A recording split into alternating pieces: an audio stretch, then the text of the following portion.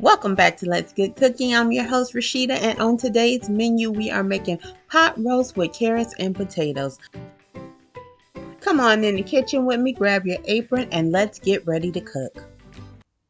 So first things first, I want to start off by melting 2 to 3 tablespoons of butter in my Dutch oven and preparing that to sear the roast. Searing means I'm just going to go ahead and quickly fry it on both sides to lock in the seasonings, to lock in the flavor.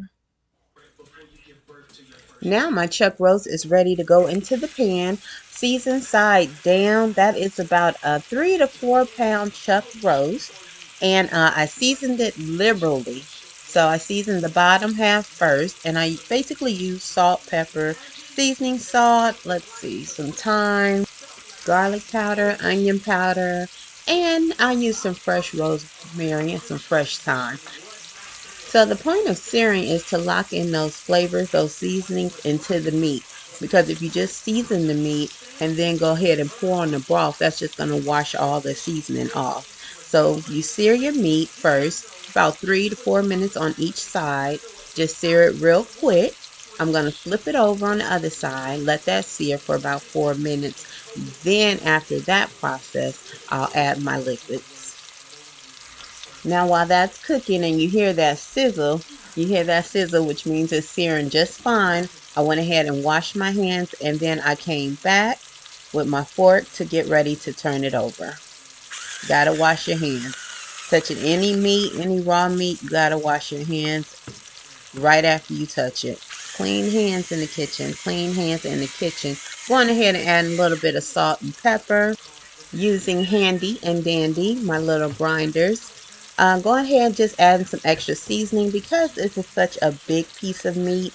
You just need to make sure that it's well seasoned. And here I'm adding a little bit more garlic powder. And it won't be over seasoned at all. It'll really be just enough.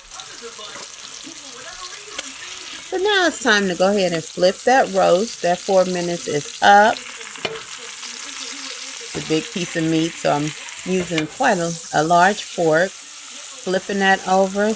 Now you see how that's seared in. Basically just a light, shallow fry. And those seasonings are locked in.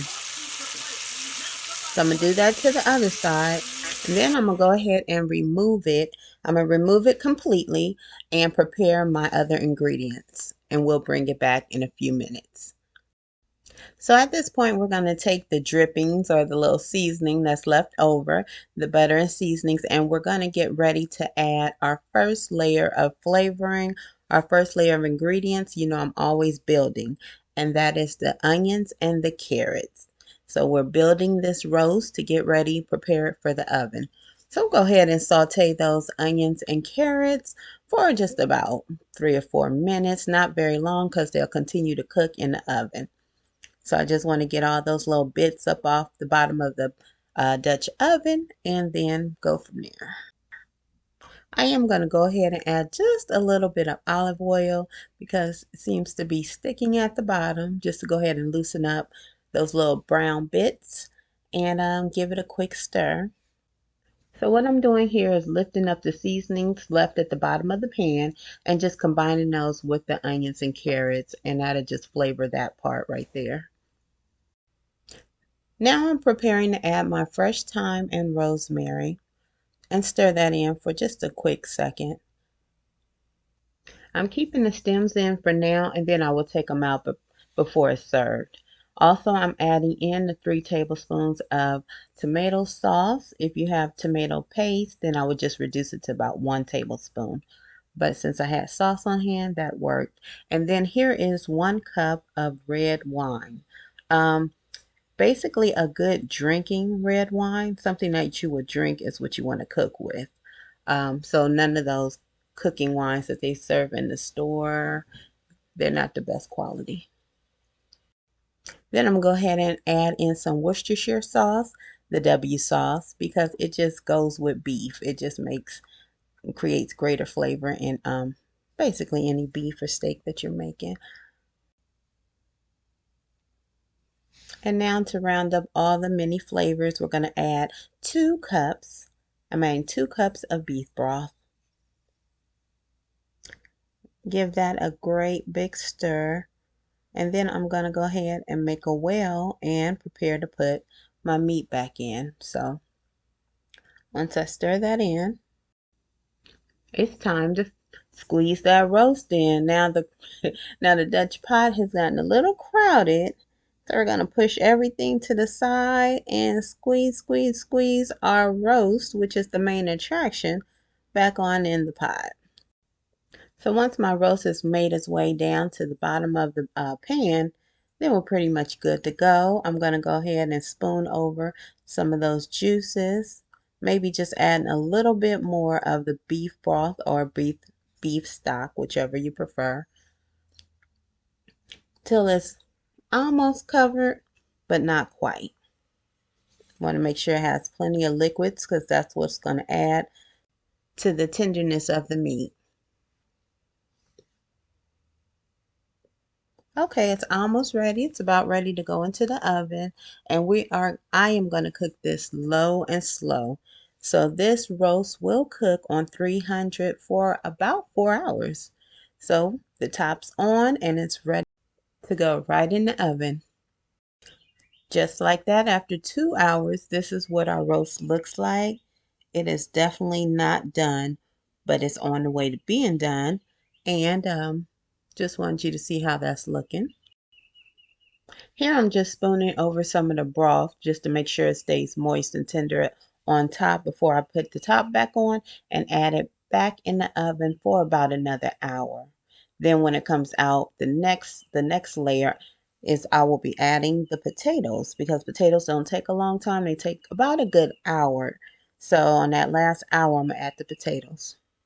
Now we're on that last hour adding in four potatoes cut up and just adding a little onion seasoning to the potatoes just to give those a extra layer of flavor. Just a little onion packet I like to use. Just adding that on top, and then I'm going to mix those in. But if you look at our roast, you see that it is cooking nicely and it's almost at that point of complete tenderness. So by this next hour, it'll be good to go. So there our potatoes are. They're joining the pot. They're joining the pan. And that's the whole meal. That's basically a one pot meal. You have your roast, you have your potatoes, and you have your carrots. So this makes for a good Sunday meal. And just like that, our roast is complete. We have reached our 4 hours, maybe about 4.5, maybe a little bit over. Our potatoes are tender. Look at the roast. Look at that pot roast. We have potatoes, we have carrots, and we have tender, melt in your mouth pot roast. Everything is complete. It didn't take long. You just have to start early and just let it cook and create this amazing aroma in your home.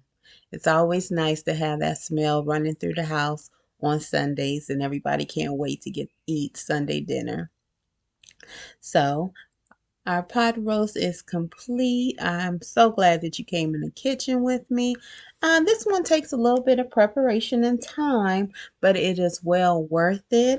Please leave a comment if you try it. Thanks for cooking with me. Thanks for coming in the kitchen. I'll see you next time, and remember to have a blessed day. Take care.